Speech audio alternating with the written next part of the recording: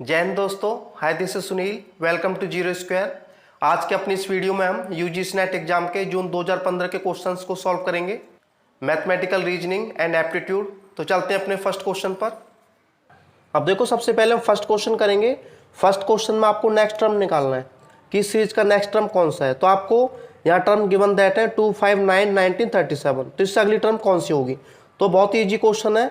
इसमें आप +1 करोगे और -1 करोगे, बहुत ईजी तरीके से क्वेश्चन हो जाएगा। अब देखो 2 आपका दिया हुआ है, अब 2 में 2 मल्टीप्लाई करेंगे और 1 ऐड कर देंगे, आपका 5 आ गया इस टाइप से। अब जो 5 है इसमें आप 2 से मल्टीप्लाई करेंगे और 1 माइनस कर देंगे, तो ये आपका 9 आ गया। अब जो 9 है इसमें आप 2 से मल्टीप्लाई करेंगे और 1 ऐड कर देंगे, तो आपका आ जाएगा 19, ये आ गया। अब 19 की 2 से मल्टीप्लाई करेंगे और इसमें से 1 माइनस करेंगे, ये आपका आ जाएगा 37। अब देखो 37 है, 37 की हम 2 से मल्टीप्लाई करेंगे और 1 ऐड कर देंगे, 37 × 2 74 + 1, ये आपका 75 आ गया। तो इस हिसाब से आपका जो सेकंड ऑप्शन है ये आपका राइट आंसर हो गया। इसके बाद अपना सेकंड क्वेश्चन करेंगे। सेकंड क्वेश्चन दिया हुआ है कि in certain code Mathura is coded at JXQEROX। अब देखो मथुरा को कोड किया जाता है इस टाइप से, और तो होटल को किस टाइप से कोड किया जाएगा। अब देखो मथुरा को कोड इस टाइप से किया जाता है, तो होटल्स को किस टाइप से कोड किया जाएगा। अब देखो कोडिंग डिकोडिंग के इस क्वेश्चन में M को कोड किया गया है J में, वो किस टाइप से किया गया है। अब देखो JKLM। अब हमको यहाँ पता चला कि M से 3 नंबर पहले आपका J आ रहा है, उसी टाइप से A से 3 नंबर पहले आपका X आ रहा है, और T से 3 नंबर पहले आपका Q आ रहा है, और H से 3 नंबर पहले आपका E आ रहा है, और U से 3 नंबर पहले आपका R आ रहा है, और R से 3 नंबर पहले आपका O आ रहा है, और A से 3 नंबर पहले आपका X आ रहा है। तो हमको यहाँ पता चला कि यहाँ जो कोडिंग की गई है 3 नंबर पहले की गई है, ठीक है। H से 3 नंबर पहले यहाँ जाएगा। अब देख लेते हैं किस टाइप से आएगा। अब देखो H दिया हुआ है, तो इससे 3 नंबर पहले आपका E आ रहा है, तो H को कोड करेंगे E में। उसी टाइप से आपका O दिया हुआ है, O से 3 नंबर पहले आपका L आ रहा है। अब T दिया हुआ है, T से 3 नंबर पहले आपका Q आ रहा है। अब E दिया हुआ है, E से 3 नंबर पहले आपका B आ रहा है। अब L दिया हुआ है, L से 3 नंबर पहले आपका I आएगा, और S दिया हुआ है, S से 3 नंबर पहले आपका P आएगा। तो होटल को कोड किया जाएगा ELQBIP में। इस हिसाब से आपका राइट आंसर होगा सेकंड ऑप्शन। इसके बाद अपना थर्ड क्वेश्चन करेंगे। थर्ड क्वेश्चन अब देखो हमें हिंदी और इंग्लिश दोनों में दिया हुआ है। वन डे प्रकाश लेफ्ट होम। एक दिन प्रकाश घर से जाता है and walk 10 kilometre towards south, और वो दक्षिण में 10 किलोमीटर चलता है। तो इसका हम एक डायग्राम बना लेते हैं। अब देखो मान के चलते हैं जो आपका प्रकाश है उसका घर इधर है, ठीक है। ये प्रकाश का घर हो गया, होम हो गया। अब इसमें लिखा हुआ है वन डे प्रकाश लेफ्ट होम। एक दिन प्रकाश घर से जाता है and walk 10 kilometre towards south, और वो साउथ की तरफ 10 किलोमीटर चलता है। तो उसका घर इधर है और साउथ आपका इधर है, तो यहाँ से वो 10 किलोमीटर चलता है। तो मान के चलो वो यहाँ तक चला, तो ये आपका 10 किलोमीटर हो गया, ठीक है। इसके बाद वो राइट मुड़ता है, और राइट मुड़कर वो चला वॉक 5 किलोमीटर, और 5 किलोमीटर वो चला। तो मान के चलो राइट की तरफ वो चला 5 किलोमीटर, तो 5 किलोमीटर आपका ये हो गया।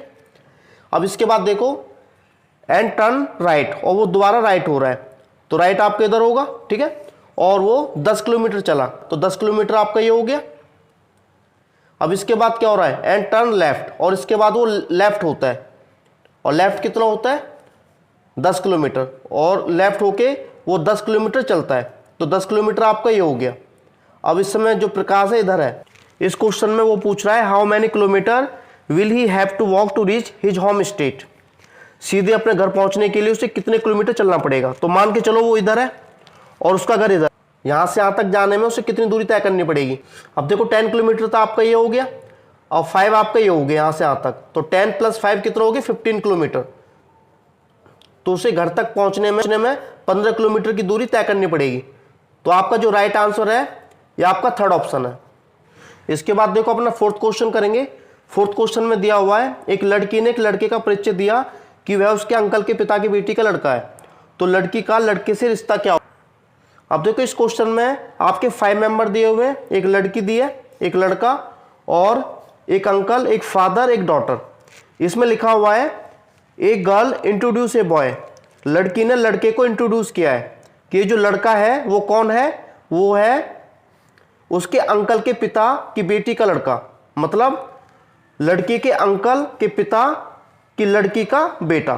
तो इस हिसाब से ये जो डॉटर हुई लड़की की बुआ हुई, और इसका जो लड़का ये हुआ, ठीक है, ये इसका लड़का हुआ। तो इस लड़की का इससे क्या रिलेशन हुआ, तो लड़की का लड़के से क्या रिश्ता हुआ, तो बुआ का लड़का लड़की का भाई होगा, ठीक है। तो राइट आंसर आपका फर्स्ट है, तो 28 का फर्स्ट आपका राइट आंसर हो गया, ठीक है। इसके बाद अपना 5th क्वेश्चन करेंगे। In an examination 10,000 students appeared. एक परीक्षा में 10,000 विद्यार्थी बैठते हैं। The result reveal the number of student. तो उनके जो नंबर्स हैं वो इस टाइप से दिए हुए हैं। ये बोल रहा है कि पास्ट इन ऑल 5 सब्जेक्ट, जो पांचों सब्जेक्ट हैं उसमें जो पास्ट हुए हैं उनके जो नंबर हैं वो इस टाइप से हैं, और जो 3 सब्जेक्ट हैं उनमें जो पास हुए हैं उनके नंबर इस टाइप से हैं, और जो फेल वाले हैं फेल वालों के इस टाइप से दिए हुए हैं। तो आपको क्या फाइंड करना है, इसमें निकालना है the number of student past in at least 4 subject.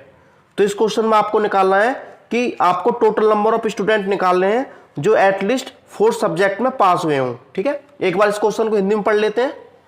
एक परीक्षा में 10,000 विद्यार्थी बैठे हैं और परीक्षा फल घोषित होने पर विद्यार्थियों की संख्या इस प्रकार है।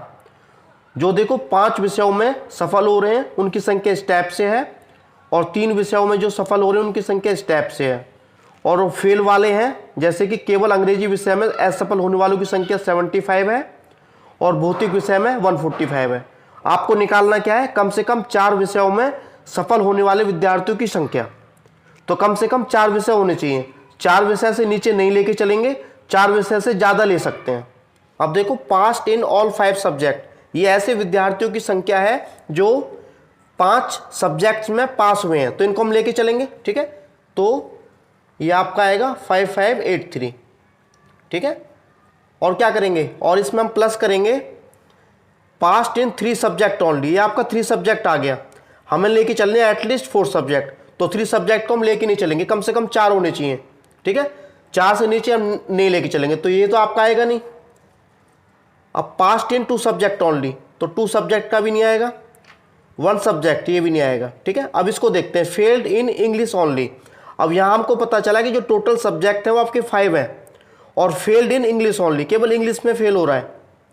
ऐसे स्टूडेंट्स हैं जो केवल इंग्लिश में फेल हो रहे हैं 75। तो इसका मतलब ये हुआ कि 5 सब्जेक्ट में से 1 सब्जेक्ट में फेल हुआ जा रहा है, बाकी 4 सब्जेक्ट में वो पास हो रहे हैं, तो इसको हम लेके चलेंगे।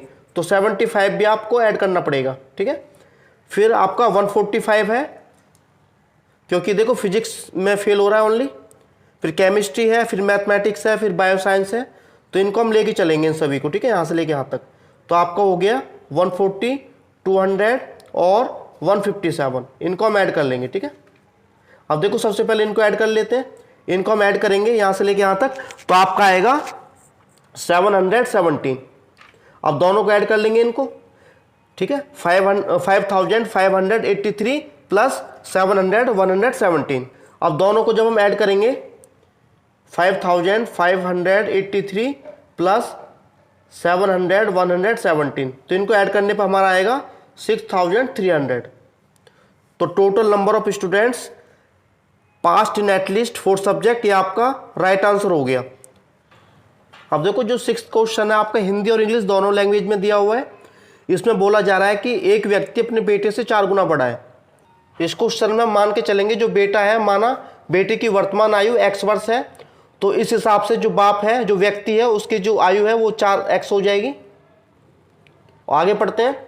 और वह व्यक्ति अपनी पत्नी से 3 साल बड़ा है, ठीक है। इसको छोड़ देते हैं, इस लाइन को आगे पढ़ लेते हैं। 3 साल के बाद उसके बेटे की आयु 15 साल हो जाएगी। ये बोला 3 साल के बाद। अब 3 साल के बाद जो उसका बेटा है, अब देखो 3 साल के बाद बोल रहा है, वर्तमान x है और 3 साल के बाद 3 ऐड कर देंगे, उसकी आयु कितनी हो जाएगी, 15 साल हो जाएगी। तो यहाँ लिखेंगे 15, ठीक है। अब इसके बाद x की वैल्यू निकालेंगे। अब देखो जो आपका 3 है इसको इधर ले जाएंगे राइट हैंड साइड, ये आपका माइनस हो जाएगा, तो x की वैल्यू आपकी 12 आ गई, ठीक है। अब देखो बेटी की वर्तमान आयु कितनी होगी, 12 वर्ष होगी, और पिता की कितनी हो जाएगी व्यक्ति की, तो 4 की 12 से मल्टीप्लाई कर देंगे, 4 × 12, ये आपकी 48 ईयर्स होगी। और इस क्वेश्चन में बोल रहा है कि वह व्यक्ति अपनी पत्नी से 3 साल बड़ा है, तो इसका मतलब ये हुआ उसकी जो पत्नी है उससे 3 साल छोटी है। तो 48 में से 3 लेस करेंगे तो आपका 45 आ जाएगा। अब इस क्वेश्चन में पूछा जा रहा है कि उस व्यक्ति की पत्नी की आयु 5 साल बाद कितनी होगी।